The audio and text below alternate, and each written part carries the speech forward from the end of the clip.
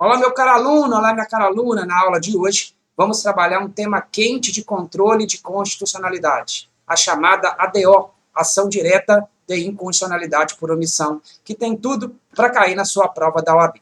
Sem mais delongas, vem comigo aqui para o slide. No primeiro momento, você tem que lembrar comigo de uma classificação muito importante da inconstitucionalidade. Inconstitucionalidade nada mais é do que um vício, um defeito existente em uma lei, seja um defeito material de conteúdo, seja um defeito formal lá do processo legislativo, que viola a Constituição Federal. E nessa classificação que eu estou apresentando aqui na sua tela, ela pode se dar de duas formas. Eu tenho a inconstitucionalidade por ação e a inconstitucionalidade por omissão. O que acontece na inconstitucionalidade por ação? Nesse tipo de inconstitucionalidade, eu vou ter a presença dela quando o Estado age, quando o Estado vai lá e faz, e constrói uma lei inconstitucional. Esta é a inconstitucionalidade por ação. Mas não só o fazer do Estado gera inconstitucionalidade. O não fazer, a inércia do Estado, também gera inconstitucionalidade. Neste caso, por omissão. Então, veja, imagine a situação que a Constituição Federal garante um direito para que o cidadão exerça. Exemplo clássico, direito de greve do servidor público. Para eu exercer esse direito, eu preciso de uma lei para regulamentar. Não tenho essa lei regulamentadora. Estaremos diante de uma inconstitucionalidade por omissão. Avançando mais um pouquinho, a inconstitucionalidade por omissão pode ser total, também chamada de absoluta, como também pode ser parcial. Aqui muito tranquilo, porque o nome ajuda muito, né? Na inconstitucionalidade total absoluta, eu não tenho nenhuma lei para regular aquele assunto. Então, a Constituição determinou a edição de lei e o Poder Legislativo está repousando em berço esplêndido. Está lá sem fazer nada, sem construir nenhuma lei. Esta é a inconstitucionalidade total ou absoluta. Já quando eu tenho uma inconstitucionalidade por omissão parcial, eu tenho a edição da lei, mas essa lei por si só não é suficiente para o exercício daquele direito constitucional. Então eu vou classificá-la como inconstitucionalidade por omissão ou parcial. Veja bem, quando eu estou falando aqui da total ou absoluta, o único instrumento de controle concentrado que vai caber é a ADO. Não cabe a ADI para total e absoluta. Porque para caber a ADI, a ação direta de inconstitucionalidade, eu preciso ter uma lei. Na total absoluta eu não tenho lei, não cabe a ADI. Agora, quando eu estou falando da parcial, segundo a jurisprudência do próprio STF, vai poder caber tanto a ADI quanto a ADO. Nas palavras do Supremo Tribunal Federal, em caso de omissão parcial, existe fungibilidade entre a ADI e a ADO. Logo, o legitimado ativo pode escolher se ingressa com a ADI ou se ingressa com a ADO. Mas veja, isso só vale para parcial. Lá na total ou absoluta, só cabe a ADO mesmo. Avançando mais um pouquinho, trouxe um quadro aqui que é um caidor máximo de prova. Esse quadro vai salvar a sua questão lá na prova da OAB. É a diferença entre o mandado de injunção, o MI, e a ADO. Veja bem, no Brasil, em caso de omissão inconstitucional, eu tenho dois instrumentos para sanar essa omissão. Pode ser o MI, o mandado de injunção, ou pode ser a ADO. Então, os dois servem basicamente para a mesma coisa, para atacar o estado de omissão inconstitucional. Porém, eles têm diferenças cruciais entre um e outro. E é isso que a FGV vai querer cobrar de você. Vem comigo aqui na tela para você lembrar dessas diferenças. Primeiro ponto, legitimidade ativa. No mandado de injunção, qualquer pessoa tem legitimidade ativa para impetrar esse remédio constitucional. Então pensa, eu sou um servidor público, você do lado de lá é um servidor público, está querendo exercer o direito de greve, não tem uma lei para regulamentar, eu, você, qualquer um atingido por essa omissão, pode ajuizar um mandado de injunção. A legitimidade ativa é ampla, ela é concedida a qualquer pessoa. Por outro lado, quando eu tenho uma ADO, a legitimidade é restrita. Só podem ingressar com a ADO os legitimados previstos lá no artigo 103 da Constituição Federal, que daqui a pouco a gente vai relembrar quem são eles. Então, primeira diferença está aí na sua tela. MI, qualquer pessoa pode ajuizar. ADO, só o pessoal do artigo 103 da Constituição Federal. Segunda diferença é o objeto. O MI, ele vai servir para tratar, para combater a omissão relacionada a direitos e liberdades constitucionais, relacionados à nacionalidade, soberania e cidadania. Tem até um mnemônico aqui para você lembrar. É o chamado NA-SO-CI. NA de nacionalidade, SO de soberania e CI de cidadania. Então, veja, o objeto do MI ele é mais restrito. A omissão que vai gerar o direito de ingressar com o MI tem que estar dentro desse escopo, dentro dos direitos e liberdades constitucionais ou relacionada à nacionalidade, soberania e cidadania. Já na ADO, na ação direta de constitucionalidade por omissão, o objeto é mais amplo. Eu posso combater por meio de ADO omissões que estejam relacionadas a direitos fundamentais ou não. Eu não tenho essa restrição que eu tenho lá no MI. Então está aí na sua tela a segunda diferença. Terceira diferença, e muito importante essa daqui, vai anotando junto comigo. O MI é um instrumento de controle difuso. Por outro lado, a ADO, a ação direta de constitucionalidade por omissão, é um instrumento de controle concentrado. Professor, eu não me lembro das diferenças do controle difuso e do controle concentrado. Vem comigo que eu vou te relembrar agora nesse momento. O MI, como instrumento de controle difuso, ele é um processo subjetivo. Ele defende interesses das partes. Veja, subjetivo vem de sujeito, vem de pessoas. Então, os interesses envolvidos no mandado de junção é o interesse particular daquela pessoa, do autor da ação, daquele que entrou com o mandado de junção. Por outro lado, o controle concentrado e a ADO como instrumento dele é um processo objetivo. Aqui, eu não tenho interesses subjetivos. Aqui, a missão é defender a rigidez do ordenamento jurídico e não interesses particulares, interesses subjetivos. No MI, como instrumento de controle difuso, eu faço o controle concreto. O que é o controle concreto? É o controle com base em um caso concreto. Pense no servidor X que quer exercer o direito de greve em função de ser servidor da autarquia Y. Então, é ele, servidor X, versus autarquia Y no processo de mandato de junção. O controle é concreto, dentro do caso concreto. Já a ADO, como é instrumento de controle concentrado, o controle vai se dar em abstrato. Veja bem, o que é o controle em abstrato? Desvinculado de qualquer caso concreto. O legitimado ativo vai apresentar uma petição inicial lá no STF, mas não vai ter nenhum caso concreto como pano de fundo para discutir aquela omissão. Apenas a defesa da rigidez do ordenamento jurídico. Mais uma diferença. No mandado de junção, o efeito, em regra, ele é interpartes. Então, se eu entro com o mandado de junção, tem uma decisão que favorece a mim, ela só favorece a mim. Não vai aplicar a você, não vai aplicar às outras pessoas. Se você quiser ter o mesmo direito que foi reconhecido a mim, você também tem que ingressar com o seu mandado de junção. A regra é essa, né? É claro que a gente tem exceções. Hoje em dia temos situações que o MI pode ter até mesmo uma eficácia contra todos, mas a regra é essa no MI, como instrumento de controle difuso, efeito interpartes. Só vale para as partes. Já na ADO, o efeito ele é erga omnes. O que é o efeito erga omnes? É aquele que vale contra todos. Então, uma vez que o STF proferiu decisão em ADO, a omissão que foi sanada não vai valer para uma pessoa, vai valer para todos. Eficácia erga omnes. Por fim, a competência. No controle difuso, o que é o conceito do controle difuso? É aquele feito por qualquer juiz ou tribunal. É claro que no MI, essa competência fica um pouquinho mais restrita. Eu vou ter a maioria das competências lá no STF, porque normalmente a omissão é do Congresso Nacional, e aí se atrai a competência do STF.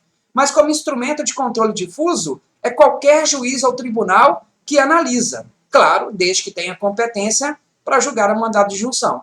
Na ADO, é totalmente diferente. Na ADO, a competência é exclusiva do Supremo Tribunal Federal.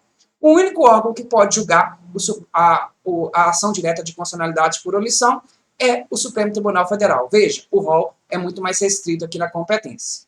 Printa essa tela, anota no seu material que ela vai cair no seu exame de ordem. E se você está gostando desse vídeo, não esqueça de deixar o seu like e encaminhar, mandar para aquela pessoa que você sabe que vai fazer a prova da OAB logo aí que está chegando a prova na próxima primeira fase.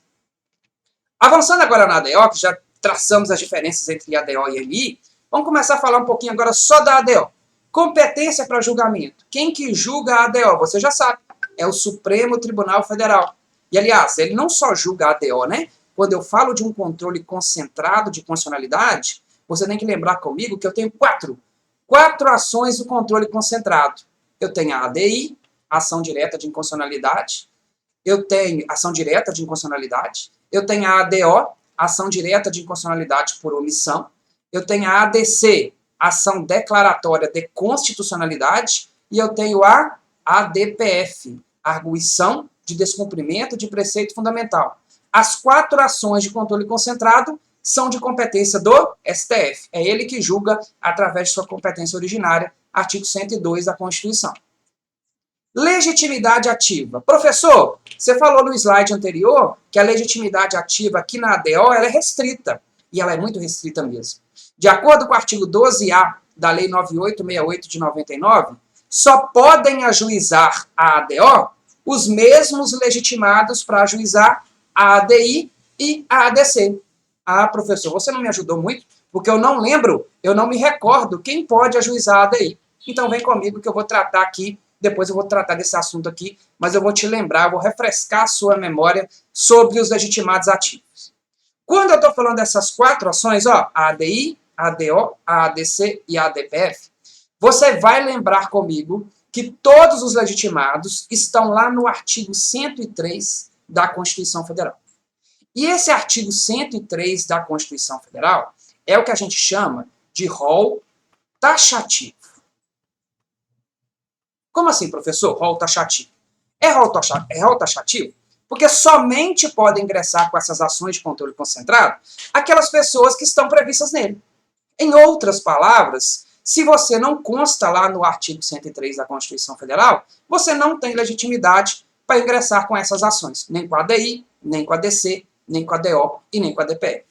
Se você ler o artigo 103, você vai ver que ele é muito grande, ele é enorme, e aí fica complicado de lá na hora da prova da OAB, por exemplo, na primeira fase, quando você não tem o vade-mecum na mão, você conseguir lembrar de quem são esses legitimados. Então, como que nós vamos fazer para lembrar? Olha aí na sua tela esse esquema que eu montei para você. Nós vamos dividir esses legitimados em três grupos. Um grupo de 4 mesas, um grupo de 4 pessoas, um grupo de 4 mesas e um grupo de 4 entidades. Vem comigo aqui, aluno meu, ele consegue lembrar disso aqui. Eu tenho certeza que do lado de lá, você que já assistiu essa aula, vai lembrar dos legitimados junto comigo. Primeiro, quem são as 4 pessoas? A primeira pessoa, e uma pessoa muito importante, é o presidente da República. Então, o presidente da República pode ajuizar as ações de controle concentrado. Outro legitimado é o PGR, Procurador-Geral da República. Também tem legitimidade. A terceira pessoa são os governadores de estado. Então, os governadores dos estados também podem ajuizar as ações de controle concentrado. Também tem legitimidade o governador do Distrito Federal. Então, veja, presidente da República, procurador-geral da República, governador dos estados e também governador do Distrito Federal. Tenho 4 mesas legitimadas. A primeira mesa, mesa do Senado Federal. A segunda mesa, vamos lá para o Congresso Nacional, né? Mesa da Câmara dos Deputados. Também é legitimado a mesa das Assembleias Legislativas. Então, no âmbito dos estados, do Poder Legislativo Estadual, as mesas das Assembleias Legislativas também têm essa competência. E também, lá no DF, a Câmara Legislativa do Distrito Federal. Então, 4 mesas. Mesas do Senado, mesa da Câmara, mesa da Assembleia e mesa da Câmara Legislativa do Distrito Federal. 4 entidades, aqui um pouquinho mais complicado de lembrar, mas você fazendo isso aqui, ó, construindo esse quadro aí na sua casa várias e várias vezes, você vai lembrar facilmente e vai gabaritar essa questão lá na primeira fase do exame de ordem. Quais são as entidades? Primeiro, a nossa entidade dos advogados, o Conselho Federal da OAB. O Conselho Federal da OAB pode ajuizar as ações. Outra entidade, partido político. Mas não é qualquer partido político. É um partido político com representação no Congresso Nacional. Além disso, eu tenho também as confederações sindicais e eu tenho também as entidades de classe de âmbito nacional. Veja bem, 4 entidades, Conselho Federal da OAB, partido político com representação no Congresso Nacional, confederações sindicais e entidades de classe de âmbito nacional. Agora, presta atenção aqui comigo. Eu vou dividir esses legitimados em 2 grupos. Legitimados universais e legitimados especiais. Quem são os legitimados universais? São aqueles que podem entrar com ações do controle concentrado, ADI, ADC, ADO e ADPF, não importando o conteúdo da lei. Já os legitimados especiais são aqueles que têm que provar a chamada pertinência temática. Anota aí para mim. Pertinência temática. Ou seja, será necessário que haja uma correlação entre a atividade que o legitimado exerce e o conteúdo da lei impugnada. Não estou entendendo, professor. Vou te dar um exemplo. Imagine que a Associação Nacional dos Músicos do Brasil, uma entidade de classe de âmbito nacional, queira entrar com uma ADI para questionar um dispositivo do Estatuto da Advocacia, da lei que trata do Estatuto da Advocacia. Pensa comigo. O que tem a ver o escopo de atuação da Associação dos Músicos do Brasil com essa lei da advocacia? Nada. Inexiste pertinência temática. Então, toda vez que eu estiver diante de uma situação de um legitimado especial, essas ações só vão ser conhecidas se ele comprovar a pertinência temática. Professor, quais são os legitimados especiais? Desde que você colocou na tela, quais deles que precisam comprovar a pertinência temática? Lembra comigo aqui, vou grifar para você. Tem que comprovar a pertinência temática. Governadores de estado e governador do Distrito Federal. Você vai ver que são as pessoas, as mesas e as entidades, entre aspas, mais fracas. No âmbito das mesas, é legitimado especial, tem que comprovar a pertinência temática. Assembleia Legislativa e Câmara Legislativa do DF. No âmbito das entidades, Confederação Sindical e entidade de classe de âmbito nacional. Então, separa aí para você. Esses que eu marquei de amarelo, legitimados especiais. Tem que comprovar pertinência temática. Os demais, legitimados universais. Não necessitam provar pertinência temática. Alguns pontos aqui ainda desse tópico aqui, que na verdade é só para relembrar o que você já viu na ADI, sobre a legitimidade ativa. Lá no partido político. O que você tem que saber do partido político? No partido político, tem que ter representação no Congresso Nacional. E essa representação se dá tendo um deputado ou um senador. Não precisa ter representante, nas 2 casas do Congresso Nacional. Tendo um deputado ou um senador, já está cumprido o requisito da representação no Congresso Nacional. Segundo ponto do partido político. Imagine que hoje o partido X tenha um deputado. Ingressou com a ação. No curso da ação, enquanto o STF está julgando a ADI, por exemplo, esse deputado morre, esse deputado falece, ou esse deputado perde o mandato. Esse partido agora não tem mais representação. Isso vai importar no fim do julgamento da ADI? Resposta não. A perda superveniente da condição de representação no Congresso Nacional, da condição de parlamentar, não retira a legitimidade ativa do partido político. Porque esta é verificada no momento do ajuizamento da ação. Então, se quando foi ajuizada a ação, o partido político tinha um representante, está cumprido o requisito. Ainda que depois ele perca essa representação. Terceiro ponto sobre o partido político. Quem pode ajuizar as ações no âmbito do partido político é o Diretório Nacional. Diretórios regionais, diretórios municipais não podem ajuizar as ações em nome do partido político. Somente o diretório nacional. Sobre a confederação sindical, cuidado, sindicato não é legitimado, federação não é legitimada. Quem é legitimado é a confederação sindical, que é formado através de reunião de federações. Entidade de classe de âmbito nacional. Qual que é o requisito para a entidade de classe de âmbito nacional poder ser legitimada? Ter representação em pelo menos 9 estados da federação.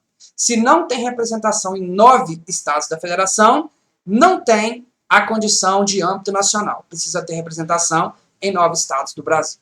Beleza comigo? Agora você revisou isso aqui. Lembra aí da legitimidade ativa do controle concentrado. Voltamos para a ADO. Então, esses mesmos que são da ADI também podem ajuizar a ADO. Mas na ADO, eu coloquei essa observação aqui para você, que eu tenho um ponto interessante.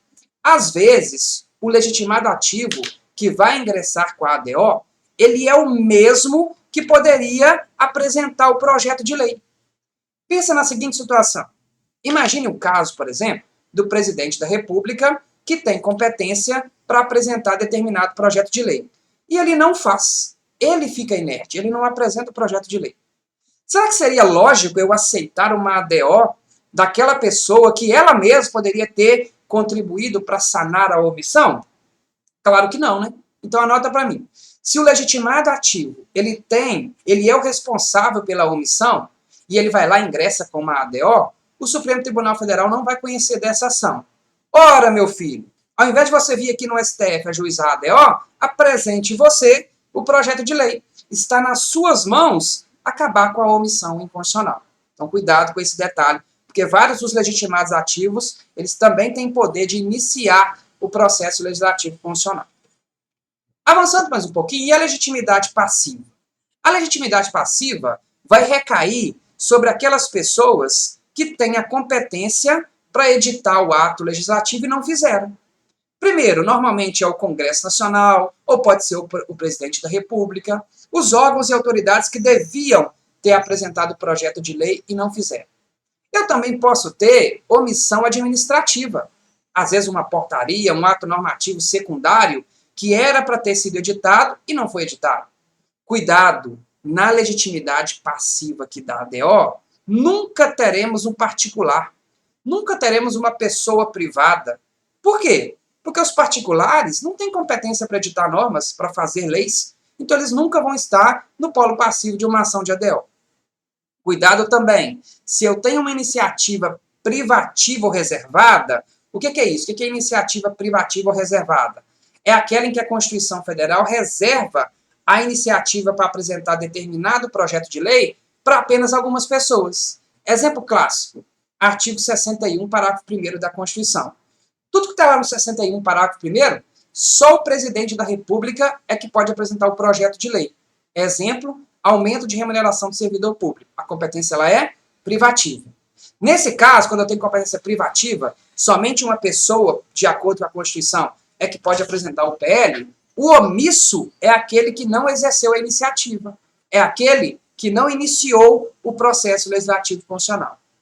Uma vez que esse projeto foi apresentado, então o presidente, por exemplo, saiu da inércia, apresentou o projeto. Ele livra-se da omissão, ele perde a legitimidade passiva. Porém, a simples apresentação do projeto de lei não acaba com a omissão, pois você muito bem sabe que há projetos de lei que ficam anos no Congresso Nacional até serem aprovados. Então não adianta só apresentar o projeto de lei para eliminar a possibilidade da ADO, não.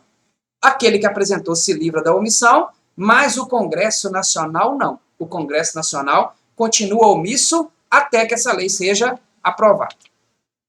Norma parâmetro. O que serve de norma parâmetro na ADO? Ou seja, qual é o conjunto de normas da Constituição que pode ser alegado em uma ADO? É o chamado bloco de constitucionalidade, igual você aprendeu lá na ADI. Inclui o corpo fixo da Constituição, lá do artigo 1º até o artigo 250. Inclui as normas do ADCT que não têm eficácia exaurida. Não inclui o preâmbulo. O preâmbulo da Constituição não tem força normativa. Inclui também normas de caráter de acordo com a doutrina do Supremo Tribunal Federal, que não sejam explícitas. Princípios implícitos, por exemplo, como o princípio da proporcionalidade. Então, é igualzinho lá na ADI, é o chamado bloco de inconstitucionalidade. Agora, na norma objeto, olha a diferença. Na norma objeto, você vai lembrar comigo lá da classificação do professor José Afonso da Silva.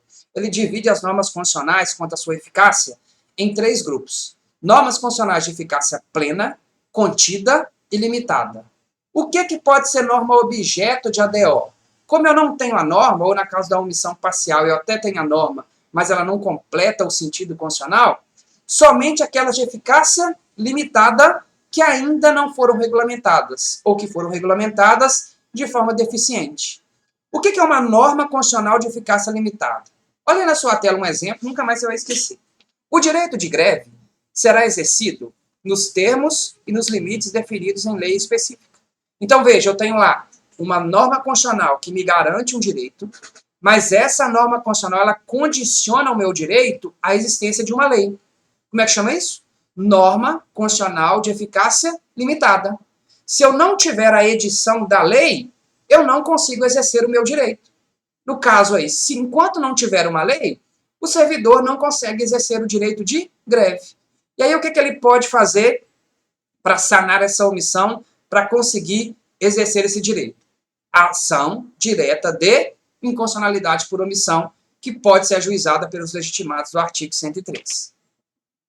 Vamos agora falar um pouquinho do procedimento da ADO. Como é que funciona o processo dessa ADO? Veja bem, no Brasil, até 2008, o Supremo Tribunal Federal tratava a ADO da mesma forma que tratava a ADI, coloquei no seu material. A numeração, inclusive, era a mesma, seguia a mesma sequência. A ADI era chamada de ADI também genérica, e a ADO era o caso de omissão. Eu não tinha na Lei 9868 de 99 uns artigos específicos para tratar da ADO. Isso foi consertado no ano de 2009.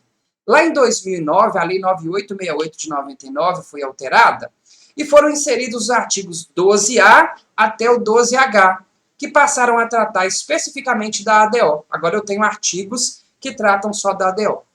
Apesar disso, vigora o princípio, coloquei no seu material, da aplicação subsidiária das normas da ADI. Então, toda vez que eu não tiver regras específicas para a ADO, eu vou buscar, lá no procedimento da ADI, as normas para serem aplicadas. Leia comigo o artigo 12E da Lei 9868 de 99. Aplica seus procedimentos da ADI, Ação Direta de Constitucionalidade por Omissão, da ADO, no que couber, as disposições constantes na seção 1 do capítulo 2 dessa lei. O que é a seção 1 do capítulo 2 dessa lei? É aquele que trata da ADI. Então, em caso de omissão, eu aplico de forma subsidiária as regras da ADI aqui no procedimento da ADO. Eu vou começar o procedimento da ADO com uma petição inicial. Bem óbvio, né? Bem lógico. Quem pode ajuizar, né? Quem pode apresentar essa petição inicial? Aqueles legitimados lá do artigo 103 da Constituição. E o que eu tenho que indicar nessa petição inicial? Está aí no artigo 12b. Primeiro, eu vou indicar a omissão, mostrar para o STF que eu tenho uma norma constitucional de eficácia limitada e existe uma omissão, ela não foi regulamentada. Pode ser uma omissão total, como também pode ser uma omissão parcial. E vou fazer o pedido com suas especificações. Daqui a pouco nós vamos ver qual que é o pedido na ADO. Eu vou pedir basicamente para comunicar ao Poder Legislativo a existência dessa omissão e solicitar que ele sane, que ele faça a lei e acabe com a omissão inconstitucional. Essa petição inicial de ADO pode ser indeferida. E quando que ela pode ser indeferida? Artigo 12c. Se ela for inepta, ou seja, não fizer lógica, não tiver cabimento. Se ela for não fundamentada, o autor não usou argumentos jurídicos para fundamentá-la. Ou se ela for manifestamente improcedente, for um caso de não cabimento de ADO. O que você tem que saber para a prova aqui? Que quando indefere-se a petição inicial da ADO, a Lei 9868 de 99 tem um recurso para isso. E o recurso é o recurso de agravo. Cabe agravo da decisão que indeferir a petição inicial da ADO. Participação do AGU e do PGR. No procedimento da ADO, assim como acontece em outros também, outras ações, eu tenho a participação de 2 sujeitos bem importantes. O AGU, Advogado-Geral da União, e o PGR, Procurador-Geral da República. O que o AGU faz nos procedimentos das ações do controle concentrado? Ele defende a constitucionalidade do ato. Ele está ali para defender a constitucionalidade. Professor, existe alguma exceção que o AGU está liberto da defesa, que ele pode concordar com a inconstitucionalidade? Existe sim, mas isso é exceção. Só quando eu tenho, por exemplo, uma inconstitucionalidade gritante, muito óbvia, ou quando o STF já se pronunciou anteriormente, aí o AGU pode sair do seu papel principal de defensor para poder atacar o ato inconstitucional. Mas, em regra, o AGU está ali no procedimento para dar um parecer defendendo a constitucionalidade daquela lei, daquele ato normativo. Já o PGR, o Procurador-Geral da República, é diferente. O PGR, na função de Ministério Público, ele está ali para defender a ordem jurídica. Então, ele vai dar um parecer opinativo dentro do procedimento da ADO. Pode ser pela existência da inconstitucionalidade ou pela constitucionalidade. O PGR é diferente do AGU. Agora, olha que ponto interessante que a FGV, se ela tiver com o coração peludo, ela vai cobrar na sua prova. O PGR, ele participa aqui no procedimento, né, dando parecer opinativo, que não vincula o Supremo, tá? É só um parecer opinativo. Os ministros não são obrigados a seguir. Mas você lembra comigo também que o PGR, ele é um legitimado ativo. Olha aqui no inciso 2, aqui nas 4 pessoas, no número 2 ali. Eu tenho PGR como também legitimado ativo para ingressar uma ação de controle concentrado. E aí a pergunta que não quer calar é a seguinte. E se esse PGR ajuizou a ação, na hora que chegar no procedimento, ele também vai ter que dar o parecer opinativo? Sim ou não? Isso vai depender do tipo de ação de controle concentrado. Então, mais um quadrinho aqui para você nunca mais esquecer, para você lembrar comigo. Se o PGR ingressa com a ADI, ele que ingressou com a ADI, será que ele tem que dar o parecer opinativo quando o procedimento da ADI estiver em andamento? Resposta você vai achar aqui na Lei 9868 de 99. Decorrido o prazo de informações, serão ouvidos sucessivamente o Advogado-Geral da União e o PGR. Não tratou que isso foi ele ou não que ajuizou a ADI. Então, no caso de ADI, ainda que seja ele que ajuize a ação, sim, tá? Ele tem que dar o parecer opinativo. No caso da ADC, a mesma coisa. Ele ajuizou a ADC, ele também tem que dar o parecer opinativo. Veja bem, olha a questão de prova. Na ADI e na ADC, o PGR pode ter 2 papéis. Ele pode funcionar como autor da ação e, durante o procedimento, como aquele que vai emitir o parecer opinativo. Agora, cuidado. Quando eu estou falando de ADO e quando eu estou falando de ADPF, ele só vai dar esse parecer opinativo nas ações em que ele não for o autor. Então, veja, se o PGR ajuizou a ADO, que é o assunto da aula de hoje, ele não precisa dar o parecer opinativo. Se o PGR ajuizou a ADPF, a arguição de descumprimento fundamental, ele não precisa dar o parecer opinativo. Na ADO e na ADPF, ele só dá parecer opinativo em ações que ele não for o autor. Você consegue sentir daí o cheiro de questão de prova? Isso vai cair nas próximas provas da OAB e você vai estar preparado para não errar essa questão, para gabaritar lá no dia da sua primeira fase. Avançando mais um pouquinho, vamos falar de medida cautelar. Veja bem, um processo de ADO, ele demora muito, demora anos. O legitimado ativo ingressou com a ação hoje, às vezes pode demorar 3, 4, 5 anos para o STF tomar uma decisão. E o que eu posso fazer para tentar evitar essa demora, para tentar acabar com essa demora? Eu posso solicitar um pedido de medida cautelar, para que no começo do processo, o Supremo Tribunal Federal dê uma decisão nesse pedido de ação direta de inconstitucionalidade por omissão. Até 99, não se pensava em medida cautelar em ADO. Porque, veja bem, na ADO, basicamente, quase todas as vezes, eu não tenho uma lei. Se eu não tenho uma lei, para que vai servir uma medida cautelar no início do processo? Mas em 2009, a Lei 9868 de 99 foi alterada e esse empecilho ele foi superado. Hoje eu tenho previsão expressa aqui, ó, no artigo 12F e no artigo 12G, pela possibilidade de medida cautelar em ADO. Quando que vai caber essa medida cautelar? Quando eu tiver urgência e relevância da matéria. Então, veja, requisitos para concessão de cautelar em ADO. Tem que ter uma excepcional urgência, eu não posso esperar chegar na decisão de mérito, a urgência é grande, e a matéria também tem que ser relevante. Qual que é o quórum necessário para aprovar a medida cautelar em ADO?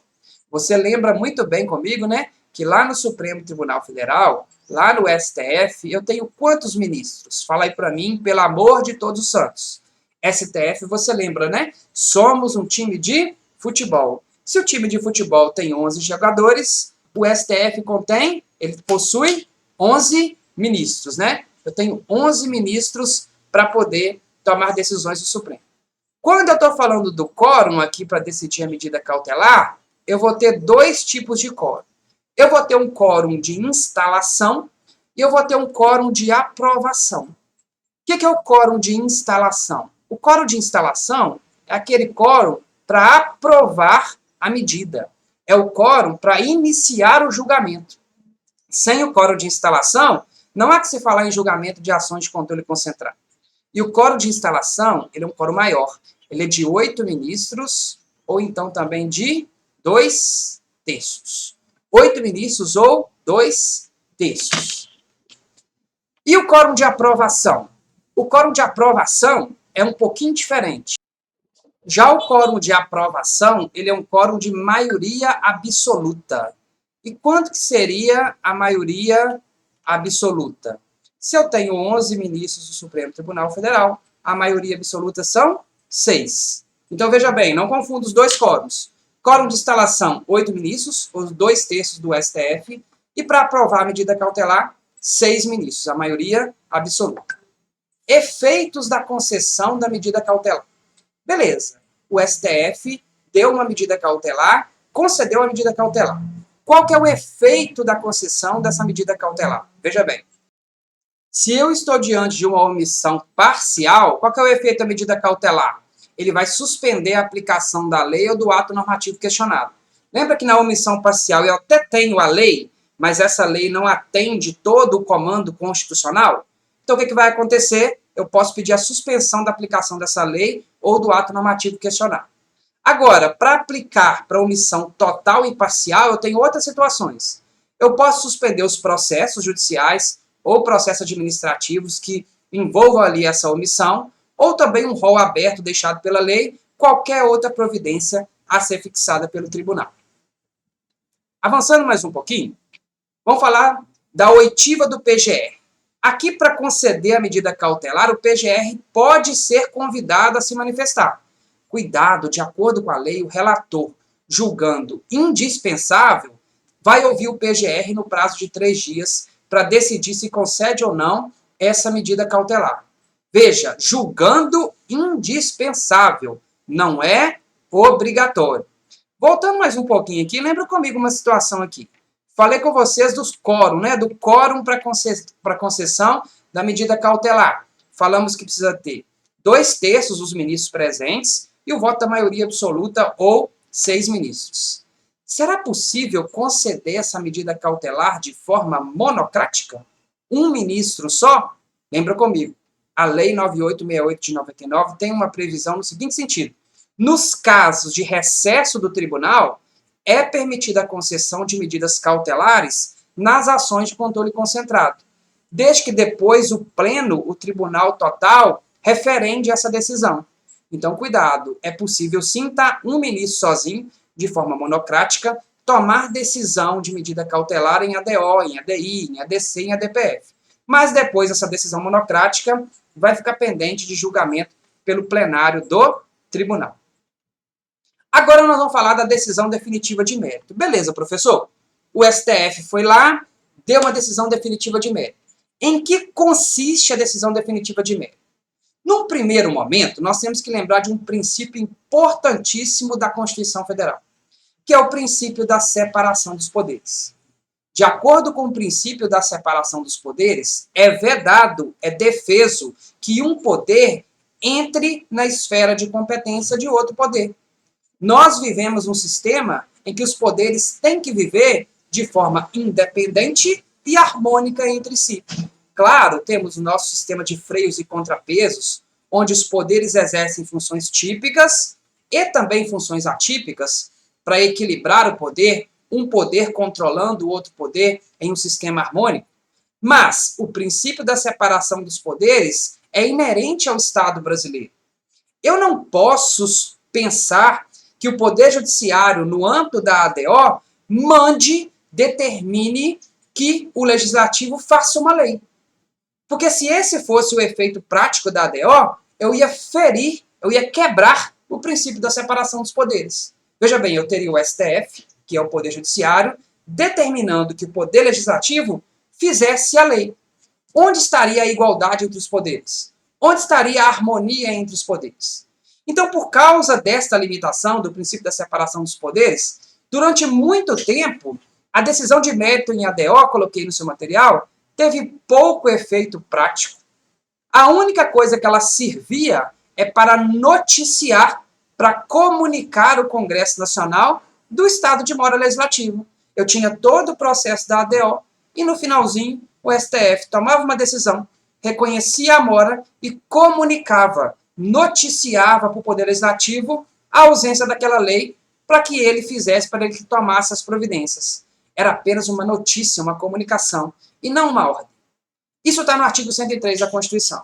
Declarada a inconstitucionalidade por omissão de medida para tornar efetiva uma norma constitucional, será dada ciência ao poder competente. Olha, uma mera ciência. Cuidado, se for um órgão administrativo, será dada uma ordem para fazer. Então, separa aí no seu caderno, separa no seu material. Quando eu estou falando de poderes executivo ou legislativo, que estão na inércia, é dado uma ciência, uma comunicação. Apenas é noticiada a omissão. Quando eu estou diante de um órgão administrativo, pensa numa Receita Federal, pensa no INSS, aí não é só dada ciência, aí é mandamento. Manda-se fazer a norma dentro do prazo de 30 dias. Ah, Fabrício, então essa ADO não está servindo para nada. O STF vai lá, noticia o Legislativo, olha, tem uma mora legislativa, se você quiser, a gente espera firmemente, né? A Constituição já tem mais de 30 anos de vigência aí, você dê um jeito de fazer essa lei. Mas não posso obrigar. Acontece que nós estamos tendo mudanças paradigmáticas nessa questão. A inércia do Legislativo tem sido tão grande em determinadas questões que o STF está mudando a sua jurisprudência. E isso aqui tem tudo para cair na sua prova, lá na primeira fase da OAB. Primeira mudança drástica foi em 2016. Em 2016, ao julgar a ADO 25, que está aí na sua tela, o STF não apenas noticiou o estado de mora legislativa, ele avançou mais um pouquinho.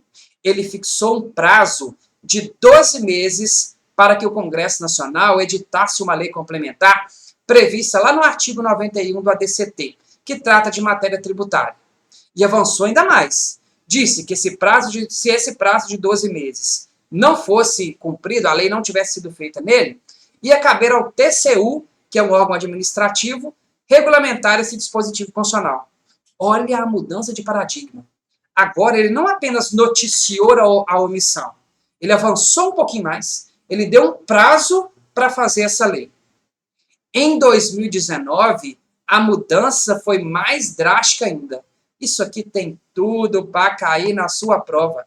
Isso aqui é notícia recente. Isso aqui é decisão recente do Supremo Tribunal Federal e a FGV adora cobrar isso na primeira fase. No ano de 2019, olha o que o STF fez na ADO 26. Ele equiparou as condutas de homofobia e transfobia ao crime de racismo. Veja bem, eu não tenho no Brasil uma lei específica que criminaliza a conduta de homofobia e de transfobia. Não tem um tipo penal dizendo, olha, cometer homofobia é crime, pena tantos anos a tantos anos. Não tem. Veja, eu tenho uma omissão constitucional. A Constituição determina a proteção de todos, determina a não discriminação de todos, e aí o Estado está inerte. Até hoje o Estado não fez uma lei para criminalizar a homofobia e a transfobia. O que o STF fez na ADO 26? Ele não apenas noticiou o Congresso, noticiou também, mas ele não fez só isso. Olha, Congresso, estão precisando de uma lei para combater a homofobia e transfobia no Brasil. Ele avançou, ele deu um passo a mais e equiparou as condutas lá da Lei 7.716 de 89, que é a lei do racismo, para as práticas de homofobia e transfobia. Então, hoje, de acordo com a jurisprudência do STF, a pessoa que comete a atitude, as condutas homofóbicas e transfóbicas, vai estar inserta dentro das penas do racismo. Ele equiparou essas condutas ao crime de racismo, até que venha uma legislação e regulamente o crime de homofobia. Abrindo parênteses aqui, é claro que existem muitas críticas a essa decisão do Supremo. Afinal de contas, lá em direito penal, o princípio da legalidade ele é básico. Não há crime sem lei anterior que o defina. Não há pena sem prévia cominação legal. Estaria o STF criando um crime através da decisão na ADO 26? É uma discussão muito feita pela doutrina. Às vezes você está pensando aí em um tema de TCC, por exemplo, é um tema bom para discutir academicamente. Há vozes na doutrina que atacam essa decisão, acham que está ferindo de morte o princípio da legalidade penal, que eu não posso criar crimes sem ser por lei, e há outras vozes que vão achar que está certa a decisão, a omissão por mais de 30 anos justifica essa equiparação. E por fim, em 2020, a gente teve a ADO número 30, que resolveu o problema da omissão da deficiência auditiva. Eu tinha uma deficiência auditiva que não era contemplada na isenção de IPI. Então, era concedida IPI, isenção de IPI na Lei 8.989 para vários deficientes, mas não para os auditivos. O STF, julgando a ADO 30, não apenas noticiou a omissão, deu um prazo de 18 meses para o Congresso Nacional incluir a deficiência auditiva nas hipóteses de isenção de IPI da Lei 8.989. E mais, se ele não fizesse essa redução, que aplicasse as regras para as pessoas com deficiência auditiva, as regras das outras deficiências para a auditiva também. Olha como é que funcionou. No ano de 2021, a Lei 14.287 foi lá e incluiu a deficiência auditiva nas hipóteses de isenção de IPI.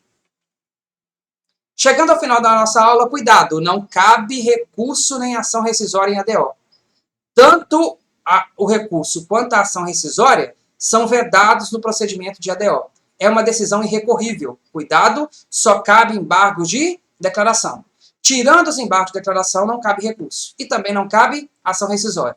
Também não cabe desistência em ADO. Assim como na DI, assim como na DC, assim como na DPF, uma vez ajuizada a ação, uma vez ingressada com a ação no STF, não cabe nenhuma possibilidade de desistência da ADO.